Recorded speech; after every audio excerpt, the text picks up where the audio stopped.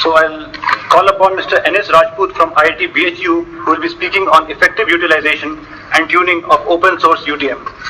Dr. Rajput is currently an assistant professor in the Department of Electronics Engineering at IIT BHU. He did his PhD from the same institute. His major areas of interest are various applications of neural networks and artificial intelligence. Can you come on the dais, please? A very good afternoon to everyone. After hectic interactions and going very deeper into technology, this is not that much deep, but this is a very interesting experiment which we carried out at IIT BHU. This is basically effective utilization and tuning of open source UTM. Basically, as of now, we have been investing hugely for buying hardware firewalls, in fact hardware UTMs and complete appliances. However, our primary focus was to experiment on some free open source software based firewalls and to check whether they are effective or not. And with that purpose, we went in for this experimentation and we have very encouraging results. So we just wanted to appraise everyone regarding this.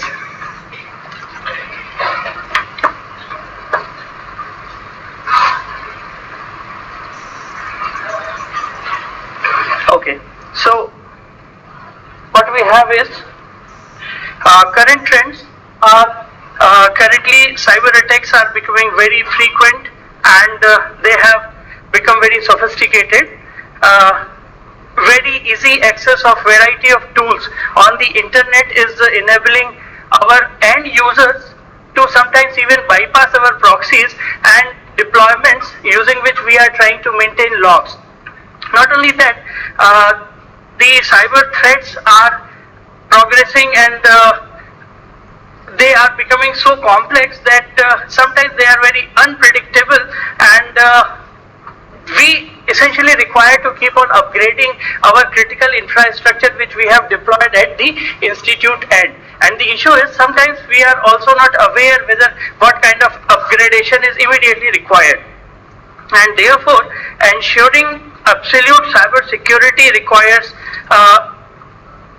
much investment of time, money and huge efforts. And therefore, this was our idea that the world over when open source communities are there to support us on technology counterpart, why not to make good use of that? So with that view, we understood that we have to mitigate variety of threats. For example, the multitude is that we should have a firewall, we should have a web proxy. If you are going to enable users to access your LAN from outside, you should have VPN, you should have intrusion prevention, antivirus, anti-spyware, anti-spam, anti-phishing.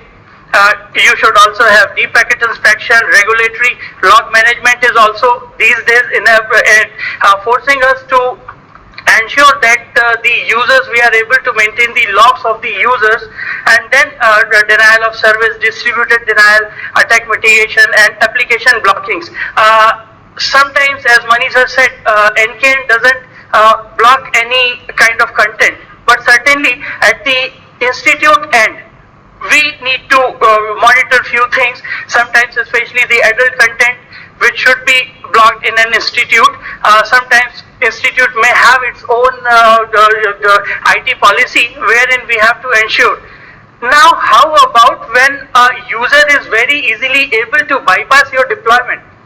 Once he has bypassed your deployment, neither you are having the log, nor they are using your own institute IP, yet they are able to access everything.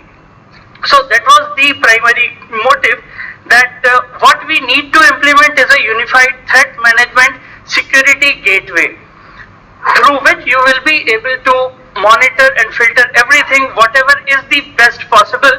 But the truth is, every day technology is changing so fastly that it is not necessary that we will be successful, but broadly we should be. And therefore, we require a firewall with all-in-one cyber security appliance. So accordingly, we searched on the net and found that pfSense is one very good firewall. NDN Security Gateway, NDN Firewall it is also known as NDN UTM. They are two open source firewalls which have tremendous capabilities. Usually NDN firewall is supposed to be number one software firewall available on the net. And therefore, we explored a free feature-rich open source software UTM, which is NDN Firewall Community Edition 2.5.1. The speciality of this firewall is that it has a very nice and easy to navigate GUI. So sometimes not necessary that we should need that. Then it is based on Linux. It can be downloaded free from ndn.com/the link. Then it can be installed as a simple comprehensive operating system installed on a simple PC which has at least two interface cards. One will become a port for your LAN, one will become a port for global IP, and then allocate static IP and global IP on these, and it will be utilized. So schematic of any UTM deployment, not specifically regarding NDN, all you can install it on a system with two interface, ETS0 for the connecting your core switch core traffic onto the ETS0, through which the network the traffic goes into UTM, gets filtered, and then at ETH1 it goes into the NKN link. And then you along with the core switch you can also implement authentication system. And so the question is, what we did and why are we emphasizing that NDN UTM is very good to our advantage? The thing was that in our institute, IIT BHU, we have around 5,000 students, about 1,500 faculty members and staffs who are accessing internet, and basically by default settings, NDN is able to cater to about 40 concurrent users only. And therefore, if you are using NDN UTM in your institute, certainly it will not support. So we required some configuration wherein we can have at least some 2,000 to 2,500 concurrent user support capability. And therefore, we immediately modified the default configurations which is available at this file location. The max children, min children, the minimum spare children, fork children, and additional things, they were enhanced to the new configurations, which is 1256 and like this. So what happened, the effect was the proxy response became very crisp and prompt. Then we further modified the settings at HAVP, HTTP, HTTPS antivirus protection, where the maximum server number was initially 2020. By default, we changed it to 100 and 300. So once again, now the UTM operating system was able to filter and process the details both under Dance Guardian as well as HAVP at a very fast speed. Then the third very important modification was we modified squidconf to enable Tor blocking. And interestingly, in our institute, we are able to, in fact, block almost all attempts of Tor tunneling.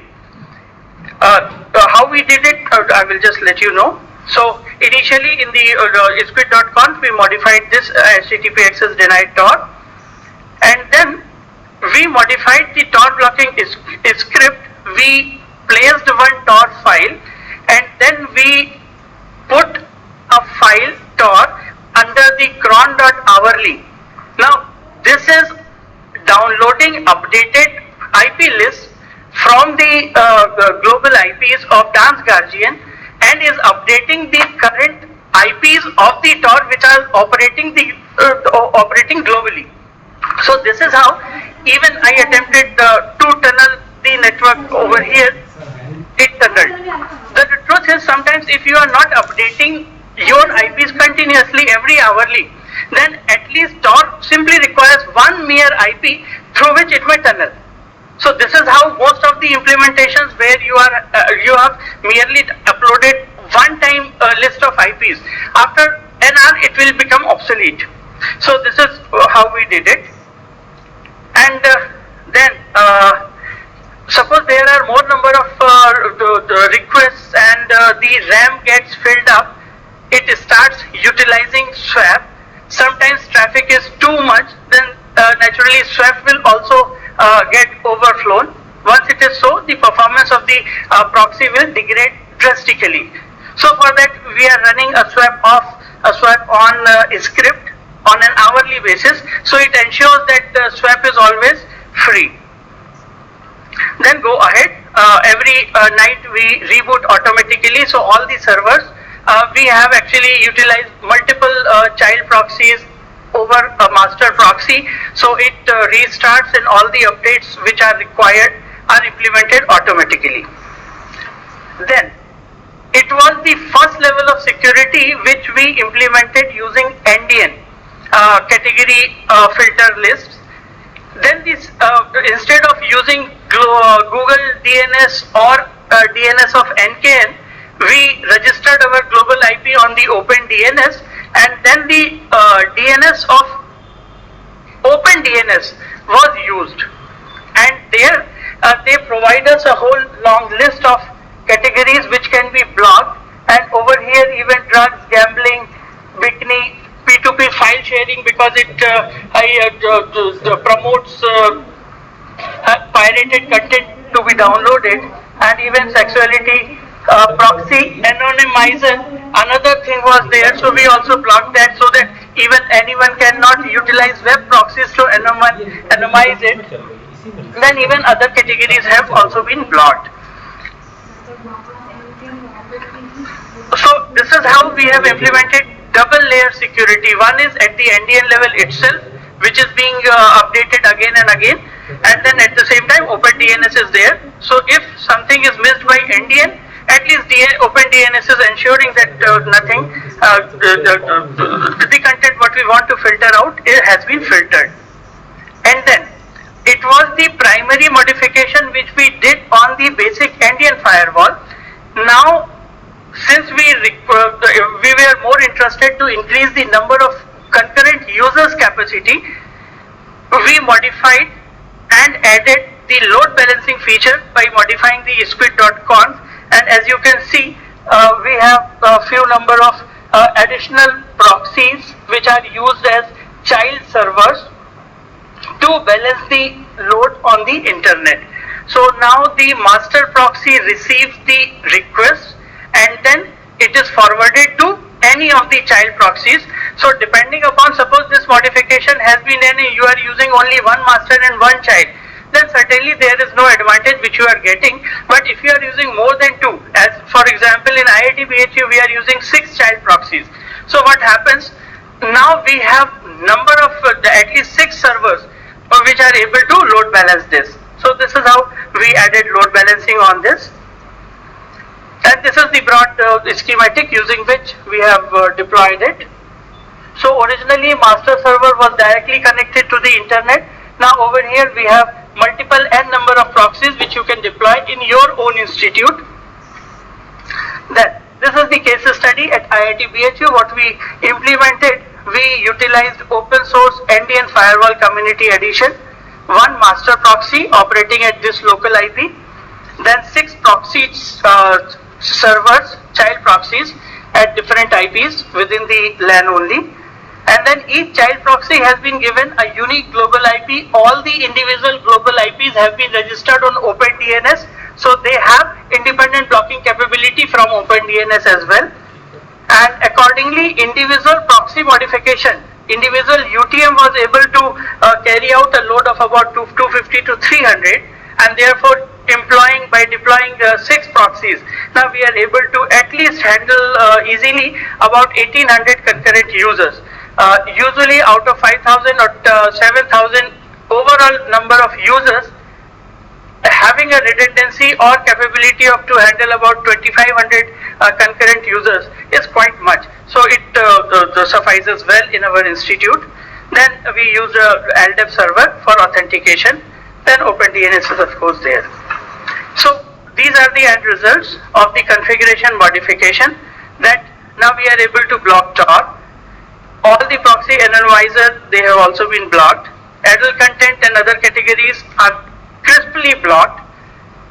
it is not merely keyword based filtering but category wise, and this category also is being updated continuously on the globe, the world over, and therefore it ensures that by all means, even if an institutional website starts serving improper content unsolicited, immediately that will be registered by the crawlers on the global servers, and once again it will fall in the blocked category.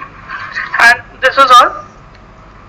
So, being IIT BHU, what we offer, since this is a free, open source, free firewall, has sufficient capability, we might recommend that all the interested institutes who want to implement this kind of thing, or at least who want to experiment on this kind of deployment, please contact us. We would also provide complete technical support the way we have implemented, and we have a pre-configured Indian firewall backup also. So you simply install a fresh Indian in your server, then back it up with our configured system, so that automatically all the necessary modifications which we had done will be applied. So you need not worry about that. And then sometimes even we may access your system globally from our own global IP. So we can do that also.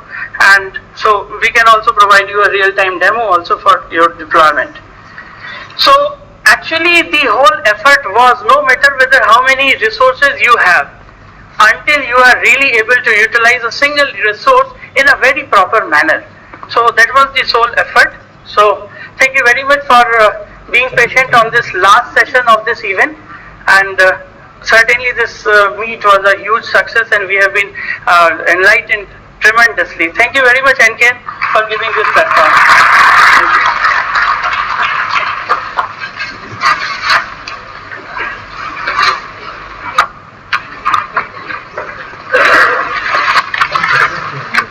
Thank you, Dr. Rajput, for the address. It was really interesting. Ladies and gentlemen, we would be now requesting Mrs. Vajayanti, Technical Director, NIC, to please give the mementos to our speakers. I would request all the speakers to please come on the dais.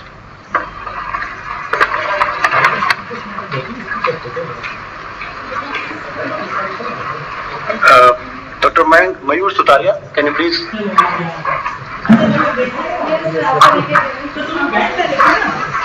Dr. Savita Dawar.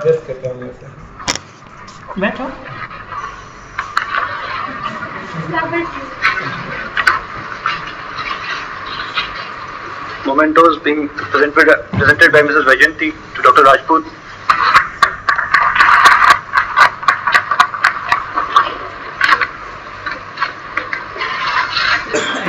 So myself Aditi Sharma, I am from Samrat Ashok Technological Institute, Vidisha. So my question to Dr. Rajput. Sir, I would like to know whether this Indian firewall is a replacement of existing hardware firewalls? Now, we are simply Indian firewall, and we are catering to all the 5,000 students in our institute. So, to our best understanding and assessment, as of now, we see hardware firewall or other things were required to ensure that you are able to carry the load which is very high. So from that perspective, after load balancing, and since we had multiple servers at hand, we have dual Xeon processor 16 GB RAM servers freely available on our racks. Even some older servers are also there, and Indian fits well into that.